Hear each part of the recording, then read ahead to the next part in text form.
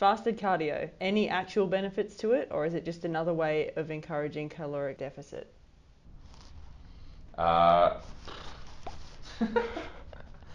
So pretty much in general, yeah, kind of calorific. Caloric deficit. Yeah. So in terms of having less calories overall in the day, kilojoules are in Australia. People are getting so jacked with people using calories.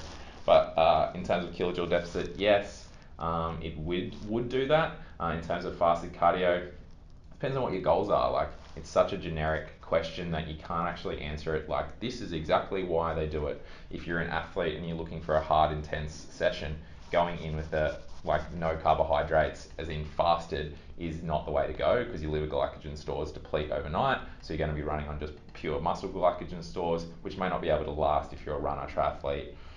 I did fasted cardio this morning. Sweet, good story. So it's not a question that you can go yes, no. It all depends on the person. If someone's weight loss, Does it also depend on like the length of time you plan to exercise in the morning? But it's also intensity. But then also there's the other research around like using fat adaptation. So the whole if you do a couple of days where you have fasted cardio or fasted exercise, that your body can get better at utilizing the uptake of fat for energy. Do you need to consume a fat source at the time of doing the fast? No, hell no. And if you did that, you're not fasting. If you had fat, it's going to sit in your gut and you're probably going to vom. So Depends what it is, right? What about like a tablespoon of peanut butter? No? Okay. Just asking for the tries to viewers. work peanut butter into every bloody conversation. But overall, no, you cannot answer it as a black and white. It all depends on the person's goals and what their requirements are. But overall, you're not going to have it as an intense session as a fasted as what you would if you did inject some carbohydrates earlier on in the day to ensure that you get the best results. Collagen supplementation. Two-parter. Another sports question. Is there any credible evidence for its use, and when would it be indicated? Would you like some bone broth, Tyson? No, I don't.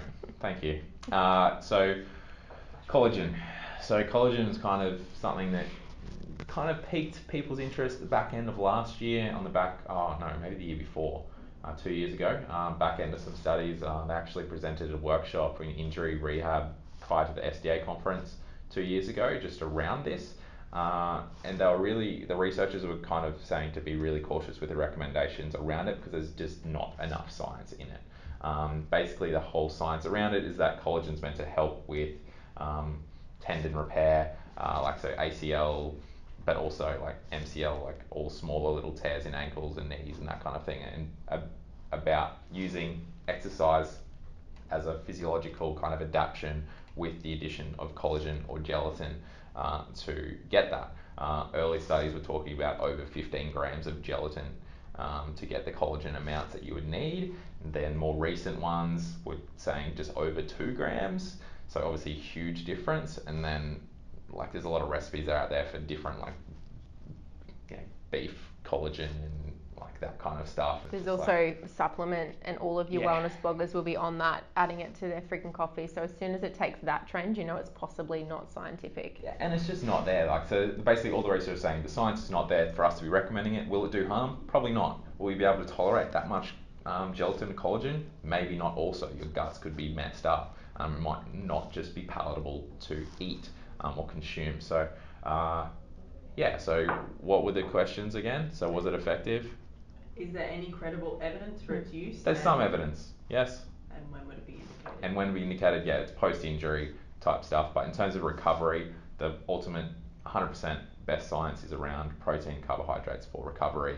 The collagen is just an add-on. It's not going to do any harm per se, so it's worthwhile trying. But there's no definitive dose. Any risk of banned substances coming into those sort of supplements? With any supplements, there's risks of banned substances. Anyone that tells you that any supplement's 100% banned substance free is an idiot.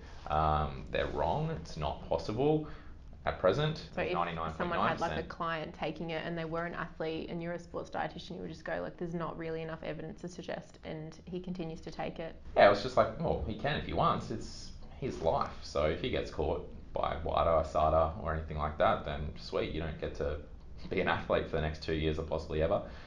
So you can do that, but with every supplement, like you shouldn't be taking a supplement just because it's in vogue. It needs to be targeted. It needs to be for a reason. And the more supplements you take, the more at risk you are for being positive doping, even if you didn't mean it, because that doesn't matter that you didn't mean it. If you did, you did.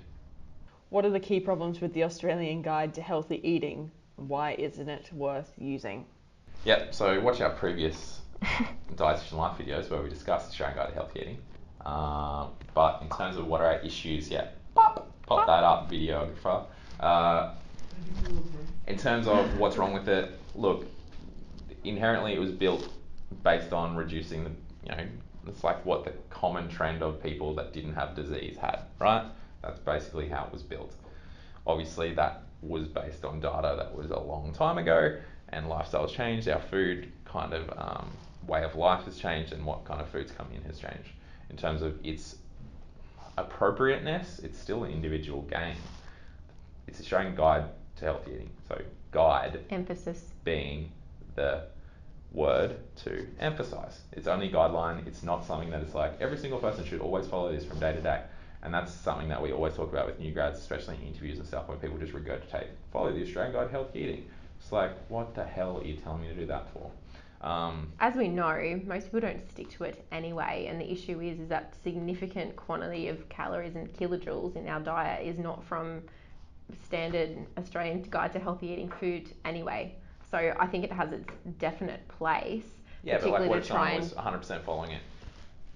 Yeah. 100% following it. Is that ideal? Is that the ideal diet? If someone was ideally, why not? No, well, because it's not an individual thing. It's targeted towards just general population-based health, and there's no individual modification of that for disease states. So the thing with the Australian Guide to Healthy Eating is like it's a good basis, but it's certainly not useful for everybody.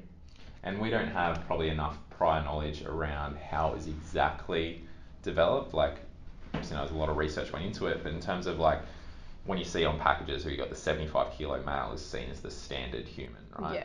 Yeah. And it's all the nutrient reference values in accordance to those standardised. Yeah, and then also in regards to whether or not the Australian Guide to Healthy Eating is actually also compiling with the exercise guidelines around 30 minutes of exercise every day. No one does that shit either. So the combination of the two, if of healthy weight individuals. Yeah, of healthy weight individuals at that standard body size, yeah, it could be appropriate. But at the same time, people's choice of carbohydrate foods is probably a big one of contention. Like most of the time, we'd be recommending well below like the 6 serves, like probably 4 serves. Just because 3 the serves. higher end of carbohydrate intake tends to lead to poorer quality. That's just a given. So at the lower end, there's better quality. So it's harder to get a lot of carbohydrate in if you're not consuming at least things that are easy to consume. So like floured products, wraps, rice, crackers, those types of things, juices, and that's your higher end. When they've looked at those studies, particularly the ranges of carbohydrate intake in the development of the food intake recommendations, their analysis was that those higher ends generally are poorer quality carbohydrate. So cakes, biscuits, crackers, fruit juices and stuff. So therefore the fruit lower juice end. Is a fruit serve, not a grain serve. Yeah, I know, but it adds to it.